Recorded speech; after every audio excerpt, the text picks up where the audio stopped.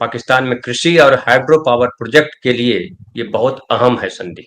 और पाकिस्तान में 80% सिंचाई के पानी की आपूर्ति इन्हीं नदियों के पानी से होती है। वो जो समझौता हुआ था, सिंधु जल संधि जिसको कहते हैं, वो 1960 में हुआ था। 19 नवंबर 1960 को हुआ था, कराची में हुआ था। और इस पर भारत के पहले प्रधानमंत्री जवाहरलाल नेहरू और पाकिस्तान के राष्ट्रपति अयूब खान के बीच ये समझौता हुआ था। और इसमें यह था कि जो 3 पूर्वी नदियां हैं, ब्यास, रावी और सतलुज, उसका नियंत्रण भारत के पास होगा, और 3 जो पश्चिमी नदियां हैं, सिंधु, चिनाब और झेलम, वो पाकिस्तान को दिया गया था। पाकिस्तान के पास कितना पानी जाएगा और भारत के पास कितना पानी आएगा, इसका हिसाब किताब था इस समझौते में। अब उसके बाद इस बीच भारत पाकिस्तान के बीच कई युद्ध हुए।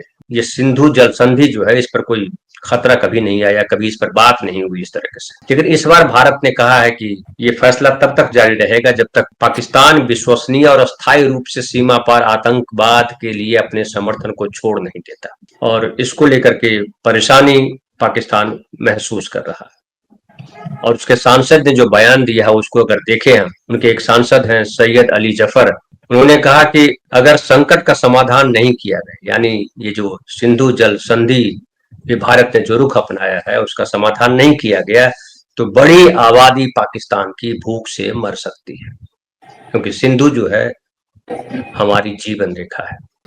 दूसरी तरफ ये भी चर्चा चल रही है कि भारत अगर ऐसा करता है तो क्या चीन जो है चुप बैठा रहेगा, क्योंकि चीन जो है इस बार भी ऑपरेशन सिंदूर के दौरान भी खुल करके पाकिस्तान के साथ खड़ा हुआ।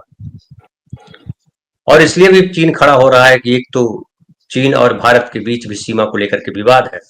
एक तरह से कहिए कि चीन भारत को भी अपना दुश्मन मानता है। 1962 का वार हम झेल चुके हैं, उसके बाद भी छिटपुट घटनाएं होती रहती है। अभी भी कहा जा रहा है कि हमारे काफी एरिया पे चीन ने कब्जा कर रखा है।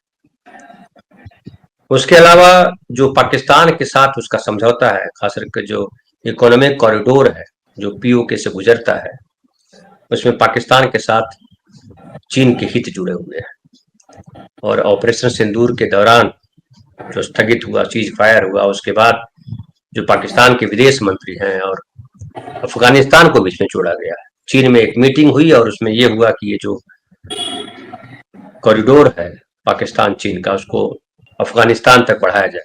और ये कहा जा रहा है कि चूंकि चीन ने जिस तरह से साथ भी दिया और कहा भी चीन ने कि हमें पाकिस्तान की संप्रभुता की चिंता है, जो पाकिस्तान के साथ हम खड़े हैं, एक तरह से उसने कह दिया है। अब वैसे में ये कयास लगाया जा रहा है, ये आशंका जताई जा रही है कि चीन अगर लड़ने पे आएगा और पाकिस्तान के साथ अगर खड़ा हो जाएगा तो ब्रह्मपुत्र नदी जो है, चीन से निकलती है नदी और वो भारत पहुंचती है। भारत पूरा नॉर्थ ईस्ट उससे आबाद होता है ब्रह्मपुत्र नदी से।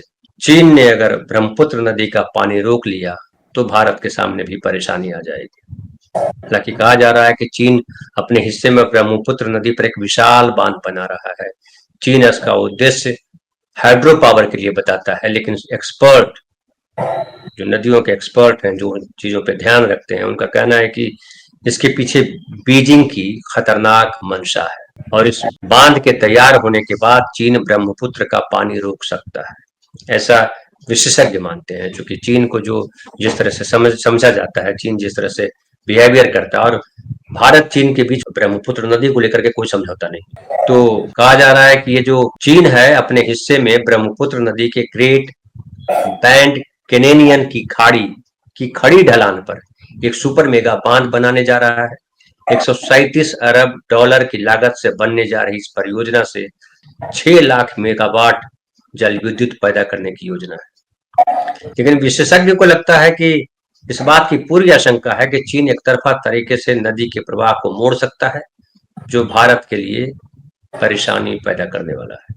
अगर चीन ऐसा करता है तो हमारे पास विकल्प क्या है, उसको लेकर नदी विशेषज्ञ हैं प्रोफेसर नयन शर्मा, उनका मानना है कि ब्रह्मपुत्र की जो सहायक नदियां हैं, उन सहायक नदियों में हमको बांधने चाहिए, छोटे और मध्यम ऊंचाई के, और बरसात का जो पानी है वहां स्टोर किया जा सकता है। और वो अगर ऐसा करते हैं तो इससे भारत जो है पानी की समस्या को सॉल्व कर सकता है। और उसे अगर चीन अगर वैसा करता भी है कि ब्रह्मपुत्र के पानी को रोक भी लेता है, तो बहुत ज्यादा फर्क भारत पे पड़ने वाला नहीं है। और बताया जाता है कि ब्रह्मपुत्र की 100 से अधिक सहायक नदियों पर छोटे भंडारण बांधों की बात हो रही है। अब इसमें थोड़ी सी जानकारी और मैं दे दूं कि ये तिब्बत से ये जो नदी चली है, दक्षिणी तिब्बत से ये नदी निकलती है, ब्रह्मपुत्र जिसको हम कहते हैं। तो तिब्बत में इसका नाम है यारलुंग जागपो, और वो 1625 किलोमीटर तिब्बत में बहती है नदी, जो तिब्बत जो चीन में के तहत आ गया है। उसके बाद ये अलग अलग धाराओं में भारत में प्रवेश करती है। हमारे यहाँ इन धाराओं को सियांग, दिहांग और ब्रह्मपुत्र के नाम से जाना जाता है। और उसके बाद फिर बांग्लादेश होते हुए जो है वो नदी जो है दुनिया का जो सबसे बड़ा डेल्टा माना जाता है, गंगा ब्रह्मपुत्र डेल्टा, उसका निर्माण करती है। तो ये जो सारी परेशानियां हैं और जो चिंताएं हैं, उसको लेकर के क्या सोचते हैं लोग? एक और खतरा बताया जाता है कि ये भी कर सकता है चीन के ऊपर बांध बांध ले बड़ा सा, और फिर जब युद्ध की स्थिति आए, झगड़े की स्थिति आए, तो वो बांध को तोड़ दे सकता है, नदी को बम की तरह इस्तेमाल कर सकता है, और फिर भारत में भयंकर तबाही हो सकती है। ये भी आशंका जताते हैं लोग।